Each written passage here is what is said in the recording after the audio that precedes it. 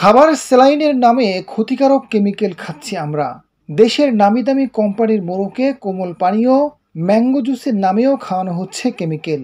এমনই এক চাঞ্চল্যকর তথ্য দিয়েছেন ঢাকা মেট্রোপলিটন পুলিশের গোয়েন্দা শাখার প্রধান হারুনুর রশিদ। রাজধানীর বিভিন্ন স্থানে অভিযান চালিয়ে এমনই একটি চক্রের মূল হোতা আনোয়ার সহ ৬ সদস্যদের গ্রেপ্তার করেছে ডিবি পুলিশ।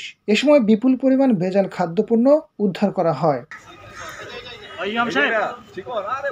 পুলিশের জিজ্ঞাসাবাদে চক্রের সদস্যরা জানায়, এদের এক একজন বিভিন্ন ব্যবসার সাথে জড়িত ছিলেন। হানিফ মিয়া নামে একজন ছিলেন শনপাপড়ি ব্যবসায়ী, কিন্তু এই ব্যবসা উন্নতি না হওয়ায় বেছে নিলেন অভিনব এক পদ্ধতি। নকল টেস্টিস লাইন বিক্রি করে বনে গেলেন কারখানার মালিক। তারা এক একজন আগে এক এক রকম ব্যবসা করত। আনোয়ার হোসেন এক সময় স্টিলের ব্যবসা করত, সে দেখলাম ওই ব্যবসা তার লাভ হচ্ছে না। তারপরে এখানে আরেকজন আছে যে হানিফ মিয়া আগে বিক্রি করতো শনপাপড়ি, সে এখন মানে নকল টেস্ট স্যালাইন কারখানার মালিক হয়ে গেলেন। শুধু খাবার স্যালাইন নয়, বিএসটি এর অনুমোদন ছাড়া দেশের নামি দামি কোম্পানির নাম ব্যবহার করে অবৈধভাবে বানাতে থাকেন বিভিন্ন পণ্য।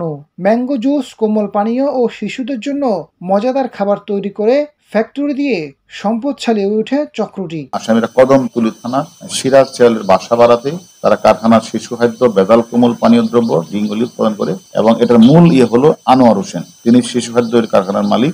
পূর্বের পেশা ছিল ইলেকট্রিক ব্যবসা, এখন সে এই ব্যবসাটা করে 25 থেকে 40% কমিশন দিয়ে ড্রিঙ্ক, পুটু, ম্যাঙ্গো ইত্যাদি দিয়ে সে দেশের বিভিন্ন স্থানে ফেসবুকে বিজ্ঞাপন দিয়ে সেগুলো বিক্রি করত। বরং ভেজাল শিশু খাদ্যে নামে নামে ব্র্যান্ডের মুরগের স্যাকারিন, পানি, আর্টিফিশিয়াল ফ্লেভার, মানহীন কেমিক্যাল দিয়ে অস্বাস্থ্যের বসে ভেজাল কোমলীয় পানিগুলিতে তৈরি করে আসছে এবং তার সাথে সহায়তা করেছে শাহনেওয়াজ এবং মোর্শেদ। তারা হলো বিক্রয় কর্মী, তারা ডিস্ট্রিবিউটর। খাবার স্যালাইন, কোমল পানীয় ও ম্যাঙ্গো জুসের মতো কেমিক্যাল খেয়ে অনেকে অসুস্থ হচ্ছেন।